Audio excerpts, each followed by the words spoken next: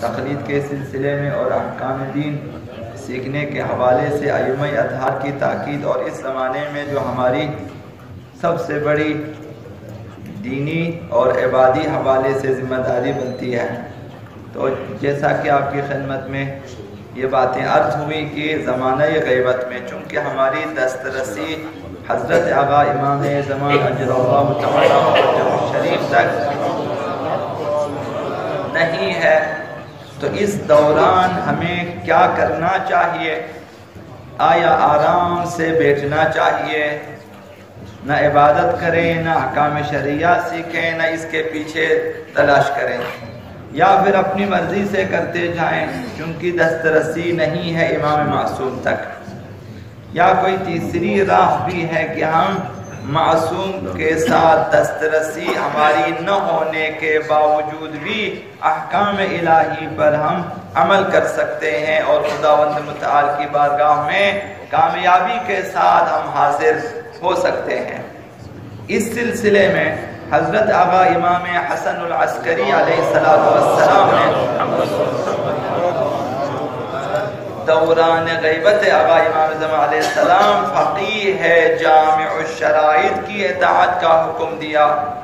ان میں سے ایک حدیث یہی حدیث آقا امام حسن العسکری علیہ السلام ہے جن میں فقیہ کی اطاعت کا ہمیں حکم دیا ہے کہ فقہا یہ شیعہ میں سے جو اپنے نفس پر قابو رکھتا ہو، دنیا پرست نہ ہو، حریص دنیا نہ ہو، اپنے نفس کو قابو میں رکھنے والا ہو اور شیطان کی دعوتیں اور آوازیں اس کے قدم کو نہ ڈگمگا سکے، مضبوط قسم کے فقہا اور اپنے دین کی حفاظت کرنے والے فقہا اور دین کا سودا نہ کرنے والے فقہا. اس دور میں آپ کو اور بھی دوسری قسم کے فقہا ملیں گے جو دین فروش ہیں، جو بقول آقا امام حسین علیہ السلام راہزن ہیں، دین کی راہ میں راہزن ہیں. تو ایسا نہ ہو، ایسے فقہا جو دین کی حفاظت کرنے والے ہوں اور دین فروش نہ ہو.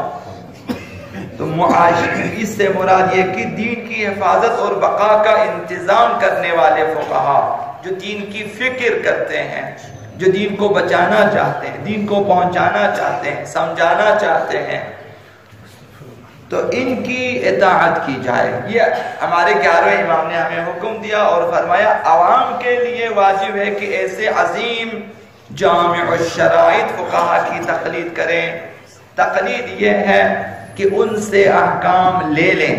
اب لینا آپ کی مرضی ہے، آپ ٹیلی فون کے ذریعے ان سے احکام لے لیتے ہیں، ان کی کتابوں سے پڑھ کے حاصل کرتے ہیں، استفتاء کرتے ہیں، آپ کسی عالم دین سے پوچھ کر حاصل کی، آپ کی مرضی ہے. احکامات ان سے لینا چاہیے کہ میری نماز، میرے روزے، میرے طہارت، میرے مثلا حج و زکوٰۃ کے مسائل، میری تجارت وغیرہ کے مسائل، شادی بیاہ کے مسائل ہمیں بتا دیں. یا وہ خود ہی بتائیں گے، یا آپ ان کے رسالے سے پڑھیں گے، یا آپ ان کے ویب سائٹ سے یہ احکامات حاصل کریں گے، یا متعلقہ مثلا عالم دین سے جو یہ احکام بیان ان سے آپ حاصل کریں گے. یہ تقلید ہے، حاصل کریں اور اس کے بعد انہی احکامات کے مطابق عمل کریں.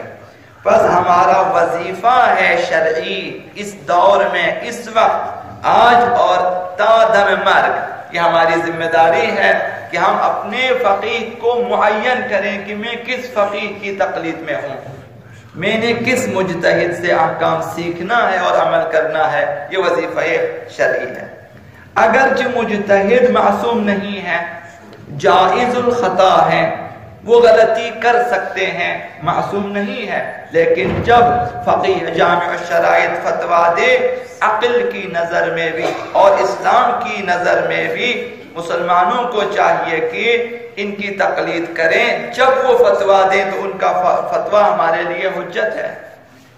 حجت یعنی خداوند متعال کے نزدیک آپ معذور ہے. آپ یہ کہہ سکتے ہیں ان کا فتویٰ تھا، میں نے عمل کیا ہے، پھر اس کے بعد آپ سے دوبارہ پوچھ کر نہیں کریں گے، یعنی حجت ہے. یہ آپ بری ذمہ ہو سکتے ہیں.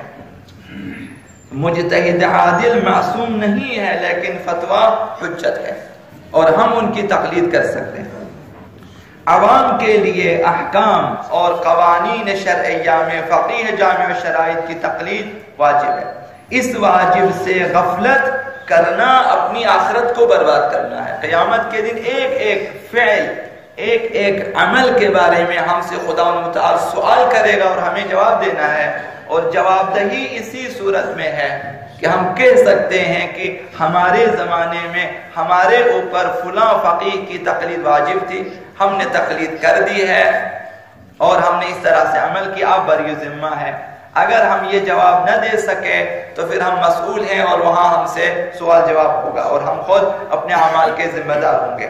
اس زمانے میں امام معصوم پردہ غیب میں ہیں، غیبت کے زمانے میں احکام دین بالکل معطل نہیں ہے، اسی طرح سے احکام دین پہ عمل کرنا واجب ہے جس طرح پیغمبر اسلام کے زمانے میں معطل نہیں ہے۔ ظہور آقا امام زمان علیہ السلام تک احکام دین رہیں گے اور احکام دین پر عمل کرنا لازم بھی رہے گا۔